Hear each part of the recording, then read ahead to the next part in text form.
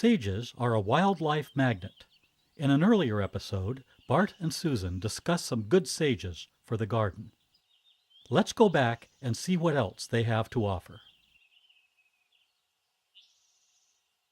Alan Chickering sage is the oldest selection out of our native sages, dating back to the 1930s. And it's a great garden plant. Not only does it have a nice sort of, what's that fragrance? I mean, it's sort of spicy, it's kind sweet. of a spicy sweet, yeah. And it's really attractive. That the flowers on it are what are particularly noticeable. Each flower is about this big and is a dark blue violet. Yeah. They're held in big clusters around the stem, sort of these interrupted circles going up the stem. A really happy plant when it's in bloom can be about 6 feet tall, but unlike the white sage, this one, the plant is actually bigger. The plant will frequently be up to about 4 feet or so in height, and then these blue flower stalks of blue flowers come up about, this high or so above. Very easy to grow. Pinch the plant when it's young to make it bushier, and actually the flower spikes come out of the tips like all of our sages. So the more branches there are, the more flowers you'll get. And is this fairly garden tolerant? Pretty much so. It is a hybrid between Cleveland sage and purple sage. Purple sage is a very easy sage to grow, and Cleveland sage is a difficult one. Right. So this one combines the best attributes of both and is just a remarkable garden plant. A great one for a sunny garden spot. Yes, and it is one of our garden's introductions. Oh, well, yeah, that's important to note. Yes. So what's next, Bart? Okay, let's do Winifred Gilman. Okay. This is Salvia Clevelandii Winifred Gilman, or the Winifred Gilman sage.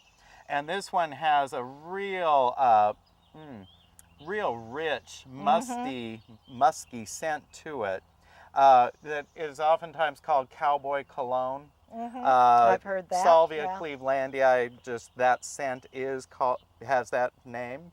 But this particular form of Cleveland sage has deep, dark, indigo blue flowers that almost sparkle in the sunlight. They're thinner than on Alan Chickering. The whole plant is sort of thinner, finer textured. This is about as big as the leaves ever get on Winifred Gilman. And a plant in the garden can be reliably expected to, when it's in flower, be about 5 feet. Exceptional ones will get taller. Real poorly grown ones are shorter.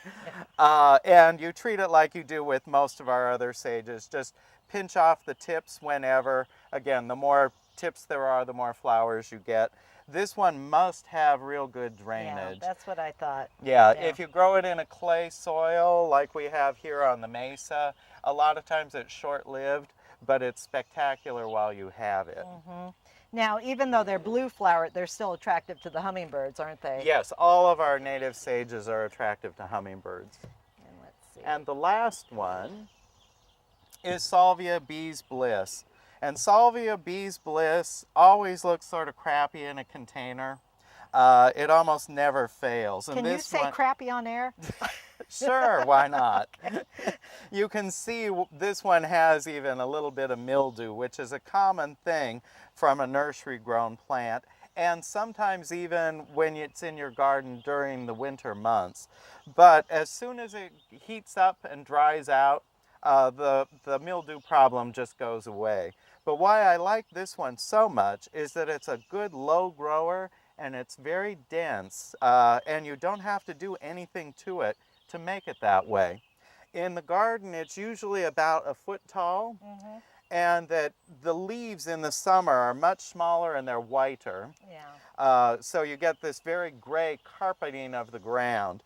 Then the flowers will come up about this high above, and they're similar in appearance to Alan Chickering, except that they're more violet than blue, and they're a little bit smaller.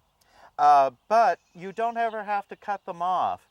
It's a hybrid that doesn't really produce many seeds at all, And so those inflorescences, those dried flower stalks, just sort of collapse into the plant, and you never have to worry about it.